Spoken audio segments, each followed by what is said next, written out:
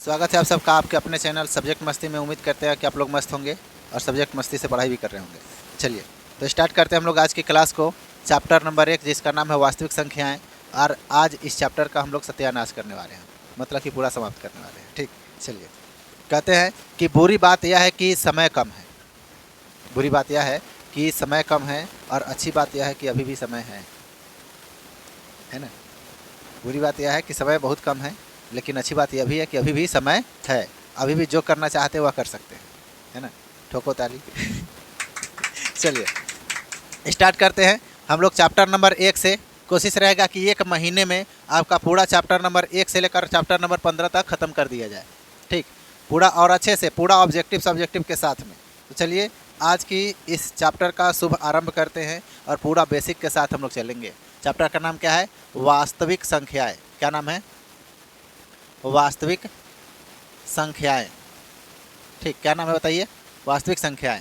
इसको इंग्लिश में बोलेंगे रियल नंबर, और अंग्रेजी में भी बोला जाता है रियल नंबर। ठीक, चलिए देखिए इसको, इसमें देखेंगे हमारे मैथ से 3 प्रकार के क्वेश्चन पूछे जाते हैं। ध्यान सुनिएगा, हमारे मैथ में 3 प्रकार के क्वेश्चन आते हैं। एक आते हैं ऑब्जेक्टिव, एक आते हैं 2 मार्क्स वाले, और एक आते हैं 5 मार्क्स वाले।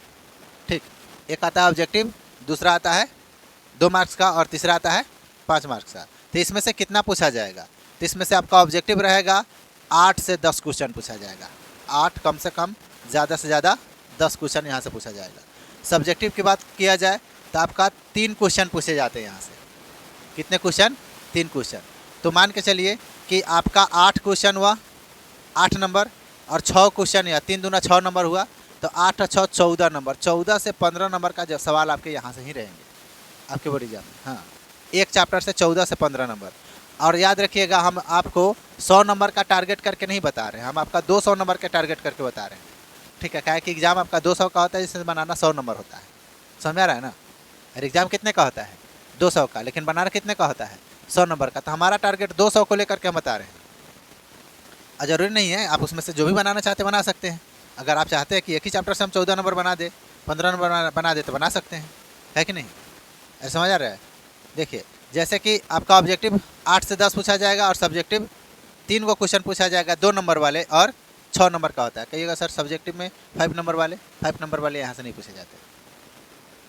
ठीक है, 5 नंबर का क्वेश्चन एक भी नहीं आएगा यहाँ से। चलिए, तो इसलिए पूरा श्योर रहिए। आइए तो हम लोग स्टार्ट करते हैं। तो सबसे पहले हम लोग पढ़े थे, सभी चीज़ें पढ़ रही है, तो उसको कोशिश किया जाएगा कि रिविज़न कराते हैं हम लोग चले फास्ट में। ठीक, तो सबसे पहले अगर बोला जाएगा आपको कि हम लोगों का संख्या क्या होता है, प्राकृत संख्या क्या होता है, तो बोलेंगे गिनती की संख्या को हम लोग प्राकृत संख्या कहते हैं, है ना।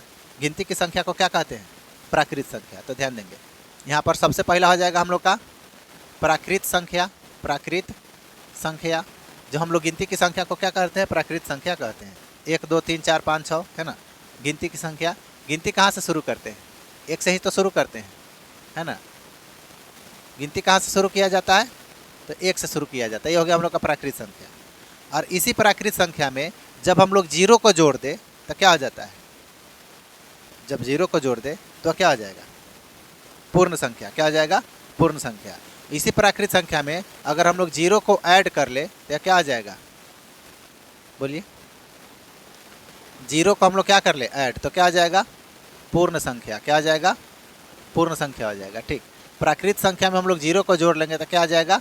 पूर्ण संख्या हो जाएगा। ठीक, अब इसी 0 से हम लोग 0 से शुरुआत कर रहे हैं, 0 से शुरुआत कर रहे हैं, तो आगे बढ़ रहे हैं तो पूर्ण संख्या। ठीक है, अब 0 से पीछे हटेंगे और 0 से आगे, दोनों के बीच में अगर चला जाए, जैसे कि 0 के आगे 1 2 3, इसके पीछे जाएंगे -1 -2 -3। तो इन सभी संख्याओं को हम लोग कहते हैं पूर्णांक। क्या कहते हैं? पूर्णांक। अब पूर्णांक 2 प्रकार के होता है, एक धनात्मक और दूसरा क्या? ऋणात्मक। क्या होता है? धनात्मक और ऋणात्मक। ठीक है, तो देखिए अब हम लोगों का क्या आ जाएगा यहाँ पर? अब इसी संख्याओं से हम लोग का बन जाएगा क्या? पूर्णांक। क्या बन जाएगा? पूर्णांक। क्या बन जाएगा बताइए? पूर्णांक। ध्यान रखेंगे। अब यह पूर्णांक जो होता है हम लोग का 2 प्रकार के। कितने प्रकार के? 2 प्रकार के। एक हो जाएगा क्या? एक हो जाएगा हम लोग का धनात्मक। क्या हो जाएगा? धनात्मक यानी कि प्लस वाला। और एक हो जाएगा हम लोग का ऋणात्मक। ऋणात्मक का मतलब क्या? माइनस वाला। क्या आ जाएगा? माइनस वाला। एक हो जाएगा धनात्मक, दूसरा क्या ऋणात्मक। ठीक, अब इसी से हम लोग का फिर बनेगा परिमेय संख्या। क्या बनेगा बताइए, क्या बताइएगा बताइए, क्या बनेगा यहाँ से परिमेय संख्या। क्या बनेगा परिमेय संख्या, यानी कि वैसी संख्या जिसको p बटा q के रूप में लिख सकते हैं, उसको क्या बोलेंगे परिमेय संख्या। क्या बोलेंगे परिमेय संख्या। और एक होता है हम लोगों का अपरिमेय संख्या, जो अलग होता है अपरिमेय संख्या। या क्या होता है जिसको p बटा q के रूप में हम लोग नहीं लिख सकते, p बटा q के रूप में नहीं लिख सकते, इसको क्या बोलते हैं हम लोग बताइए अपरिमेय संख्या। क्या बोलते हैं अपरिमेय, जैसे √2 √5 √3 है ना, ये सब क्या है अपरिमेय संख्या। ठीक, अब इस सभी को ध्यान रखेंगे, इन सभी को मिला करके हम लोगों का बनता है वास्तविक संख्या। क्या बनता है वास्तविक संख्या। और यही हम लोग का चैप्टर का नाम है। समझ में आया क्या हम लोग का चैप्टर का नाम है। अगर बोला जाएगा क्या प्राकृत संख्या को हम लोग पूर्ण संख्या कह सकते हैं, नहीं कह सकते। प्राकृत संख्या को पूर्ण संख्या कह सकते हैं, नहीं। क्या पूर्ण संख्या को, सुनिए, प्राकृत संख्या को पूर्ण नहीं कह सकते, लेकिन पूर्ण संख्या को प्राकृत संख्या कह सकते हैं, तो कह सकते हैं। ठीक, उसी तरह से क्या पूर्णांक को हम लोग पूर्ण को पूर्णांक कहेंगे, नहीं, लेकिन पूर्णांक को पूर्ण कह सकते हैं, प्राकृत भी कह सकते हैं। यानी कि इधर से उधर जा सकते हैं, लेकिन उधर से इधर नहीं आ सकते हैं। ठीक है, प्राकृत को पूर्ण नहीं कहेंगे, लेकिन पूर्ण को प्राकृत कहेंगे। पूर्ण को हम लोग पूर्णांक नहीं कहेंगे, लेकिन पूर्णांक को हम लोग पूर्ण भी कह सकते हैं, प्राकृत भी कह सकते हैं। ठीक है, अब देखिए, हम लोग परिमेय संख्या को पूर्णांक नहीं कह सकते हैं, लेकिन परिमेय संख्या को पूर्णांक कह सकते हैं, लेकिन पूर्णांक को परिमेय नहीं कह सकते। ठीक, उसी तरह से यह अपरिमेय संख्या, तो खैर इसका खेल ही अलग है। और इन सभी को मिलाकर हम लोग कहते हैं वास्तविक संख्या। इन सभी को क्या बोलते हैं हम लोग वास्तविक संख्या। यहाँ तक किसी को कोई प्रॉब्लम नहीं। ठीक, तो अंक जो होता है हम लोग का डिजिट जो होता है कितने होते हैं, तो 10 होते हैं। अंक कितने होते हैं बताइए, अंक कितना होता है, तो अंक हम लोग का 10 होता है। 1 2 3 4 5 6 7 8 9 और 0। ठीक, क्या है कि 9 के बाद में 10 को लिखने के लिए हमको 0 की आवश्यकता है। 9 के बाद में 10 को लिखने के लिए क्या चाहिए, 0 चाहिए कि नहीं चाहिए, चाहिए। तो इसलिए हम लोगों का टोटल अंकों की संख्या 10 होता है। अब होता है प्राकृत संख्या, तो प्राकृत संख्या गिनती की संख्या को हम लोग प्राकृत संख्या कहते हैं। भाषा नहीं लिखेंगे, बस बताते चल रहे हैं, देखेंगे। प्राकृत संख्या किसको कहते हैं, तो गिनती की संख्या को हम लोग क्या कहते हैं, प्राकृत संख्या कहते हैं।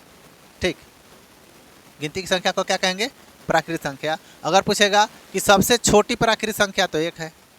सबसे छोटी क्या है, 1 है। सबसे बड़ी तो बोलेंगे अनंत। बड़ी पूछेगा तो क्या, अनंत। गिनती का कोई अंत होता है जी, जिसका अंत ना उसी को अनंत कहते हैं, जिसका अंत ना उसी को क्या कहते हैं, अनंत कहते हैं। फिर पूछेगा पूर्ण संख्या, क्या पूछेगा, तो ये पूर्ण संख्या। तो क्या बताए हैं कि प्राकृत संख्या में 0 जोड़ लीजिए, पूर्ण संख्या हो जाएगा। यहाँ पर लिख लीजिए, जहाँ पर हम लोग शुरुआत 1 से किए थे, वहाँ पर शुरुआत अब 0 से करेंगे। ठीक, डॉट डॉट कहाँ हो जाएगा, अनंत। पूछेगा सबसे छोटा की और सबसे बड़ा की, ठीक, हो जाएगा। सबसे बड़ी अनंत, सबसे छोटी 0, सबसे बड़ी अनंत और सबसे छोटी क्या हो जाएगा, 0। चलिए, अगर पूछेंगे पूर्ण संख्या, है ना, पूर्ण संख्या हो गया, प्राकृत संख्या पूर्ण संख्या हो गया। अब पूछेंगे पूर्णांक, क्या पूछेंगे, पूर्णांक। तो पूर्णांक क्या होता है, तो कहेंगे पूर्णांक तो हम लोग का 2 प्रकार के होता है। पूर्णांक कितने प्रकार के, 2 प्रकार के। एक होता है धनात्मक और एक होता है ऋणात्मक। एक क्या होता है, ऋणात्मक। ठीक, धनात्मक यानी कि प्लस वाला 1 2 3 डॉट डॉट, और ऋणात्मक माइनस मतलब क्या, माइनस वाला -1 -2 -3 और माइनस क्या 4 डॉट डॉट। यह भी अनंत और ये भी अनंत। सबसे छोटी 1, सबसे छोटी धनात्मक संख्या 1 और सबसे बड़ी धनात्मक संख्या अनंत। सबसे छोटी ऋणात्मक संख्या 1 और सबसे बड़ी ऋणात्मक संख्या अनंत। ठीक, फिर पूछेगा कि कहिएगा सर पूर्णांक में तो 0 भी आता है। अब 0 क्या है, तो 0 कौनो नहीं है, ना प्लस में है ना माइनस में है। ठीक है, ना वह धनात्मक है ना ऋणात्मक है। तो बोलेगा कि बताइए 0 कौन सी संख्या बोलेंगे, तो कोई नहीं, न धनात्मक न ऋणात्मक। न वह पूर्ण संख्या हो सकता है, पूर्ण संख्या तो हो सकता है सबसे छोटी में, लेकिन प्राकृत संख्या नहीं हो सकता है। ठीक है। अगर जीरो पूछेगा ऑप्शन में, अगर प्राकृत सबसे छोटी प्राकृत संख्या दे रहा है तो ठीक है, सॉरी पूर्ण संख्या दे रहा है तो ठीक है, नहीं तो वह नहीं होगा, कोई नहीं होगा, ना धनात्मक होता है ना ऋणात्मक होता है। क्यों? क्योंकि इसमें प्लस और माइनस दोनों होता है, प्लस और माइनस दोनों होता है। आप एक में जीरो जोड़ दीजिए, कौन फर्क पड़ेगा? नहीं। आप एक में से जीरो काट लीजिए, मतलब कि घटा लीजिए, कौन फर्क पड़ेगा? नहीं। तो जीरो को किसी संख्या में ना जोड़ने पर फर्क पड़ता है, ना घटाने पर फर्क पड़ता है, लेकिन गुना करने पर फर्क पड़ता है ना। गुना करने पर क्या पड़ता है? फर्क नहीं पड़ता, बहुत बड़ा फर्क पड़ता है। 1 करोड़ में जीरो से गुना करो सब जीरो, नहीं समझे? 1 लाख में जीरो से गुना करो सब जीरो, 100 में जीरो से गुना करो सब स्वाहा, है ना, समझे? लेकिन समझ में आ गया? समझ में आया? अब जीरो एक ऐसी संख्या है जिसको कोई भी संख्या भाग नहीं कर सकता है। जीरो में 1 से भाग करो जीरो, जीरो में 100 से भाग करो फिर जीरो, जीरो में 1000 से भाग करो फिर जीरो, जीरो में 1 करोड़ से भाग करो फिर जीरो। मतलब कि जीरो किसी संख्या में अगर गुना होगा तो सबको स्वाहा कर देगा, एकदम जीरो कर देगा, और नहीं तो जीरो में कौनो ऐसा संख्या से भाग दीजिएगा तो भी जीरो होगा। ठीक है, इतना प्यारा है जीरो। चल देखिए, क्या है कि वही तो है हीरो। देखिए पूर्णांक संख्या समझ गए। अब पढ़ेंगे सम संख्या। क्या पढ़ेंगे? सम संख्या। क्या पढ़ने वाला बताइए? सम संख्या।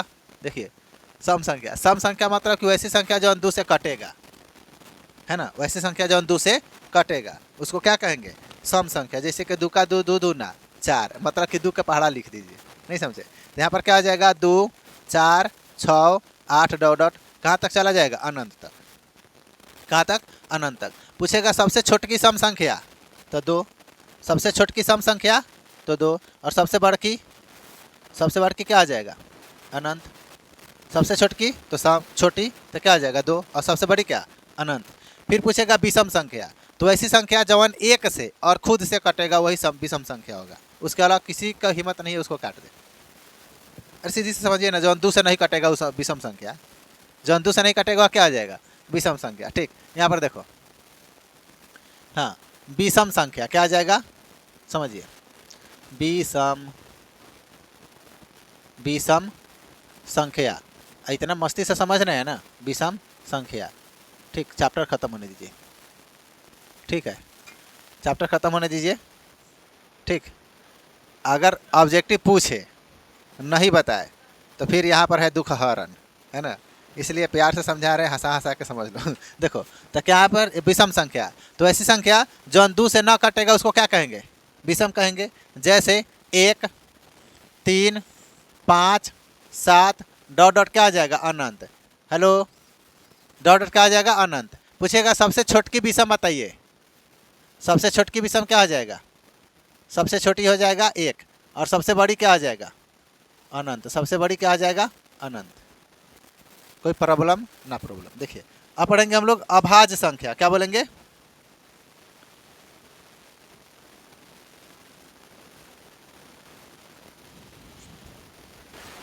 देखेंगे अभाज्य संख्या, देखेंगे अभाज्य संख्या। अभाज्य संख्या किसे कहते हैं? तो कहेंगे 1 से बड़ी वैसी संख्या, 1 से बड़ी वैसी संख्या, वैसी 1 से बड़ी वैसी संख्या, वैसी संख्या जो 1 से 1 एवं स्वयं से क्या हो? विभाजित हो। क्या हो? विभाजित हो। यानी कि विषम संख्या का, अभाज्य संख्या का एक रूल होता है कि कम से कम 2 अंक से कटना चाहिए, कम से कम 2 अंक से कटना चाहिए। तो 1 से बड़ी इसलिए लिखे हैं क्या कि 1 तो केवल 1 से कटेगा, उसके अलावा किसी से नहीं कटेगा। कटेगा नहीं तो अभाज्य संख्या नहीं हो सकता है, वो अभाज्य संख्या नहीं हो सकता है। इसके अलावा ऐसी सभी संख्याएं लिख दीजिए जो 2 से, या तो 1 से कटेगा नहीं तो खुद से कटेगा, उसके अलावा किसी का नहीं सुनता है ना। तो जैसे आपको बता रहे 2 1 से कटेगा और 2 से कटेगा, उसके अलावा किसी का सुनेगा? नहीं सुनेगा। 3 5 7, ठीक, 11 13, ठीक, 17 19 23, ये सब ऐसी संख्या है या तो कटेगा खुद से और नहीं तो 1 से, उसके अलावा किसी का हिम्मत नहीं है कि उसको परेशान कर देना। चलिए देखिए, तो यह क्या आ जाएगा? अभाज्य संख्या। क्या आ जाएगा? यहाँ तक किसी को दिक्कत नहीं होना चाहिए। ठीक, अच्छा चलिए अब पूछते हैं क्वेश्चन। आइए ना, है भाज्य संख्या आपको, यानी कि वैसी संख्या जो एक और स्वयं के अलावा अन्य भी संख्याएं से कटे, उसको हम लोग क्या कहते हैं, भाज्य संख्या। जैसे कि 9, 9 एक से भी कटेगा, 3 से भी कटेगा और खुद से भी कटेगा, कटेगा ना। 6 1 से भी कटेगा, 2 से भी कटेगा, 3 से भी कटेगा और 6 से भी कटेगा, तो उसको हम लोग क्या बोलते हैं, भाज्य संख्या। क्या बोलते हैं उसको, भाज्य संख्या। कोई दिक्कत? चलिए अब पूछेंगे हम क्वेश्चन और आप लोग बताएंगे आंसर, और नहीं तो इधर है दुखहरण। देखिए पूछा जाएगा, बताइए सबसे छोटी अभाज्य संख्या क्या होगा। सबसे छोटी अभाज्य संख्या, सबसे छोटी अभाज्य संख्या 2। अभी सबसे छोटी अभाज्य संख्या क्या, 2। और एकमात्र सम अभाज्य संख्या बताइए, एकमात्र सम अभाज्य संख्या, जो सम भी होना चाहिए और अभाज्य भी होना चाहिए, 2 ही होगा। क्या है कि 2, देखिए 2 सम भी है, सम सही संख्या है, और क्या है, अभाज्य संख्या भी है। क्वेश्चन घुमाएगा लेकिन घूमना नहीं है, कहिएगा उधर सर जी से पढ़ के आए है ना, और मैथ में हमको घुमा दे, ऐसा नहीं हो सकता है कि नहीं। चलिए तो क्या हो जाएगा, एकमात्र सम संख्या और अभाज्य संख्या क्या हो जाएगा, 2।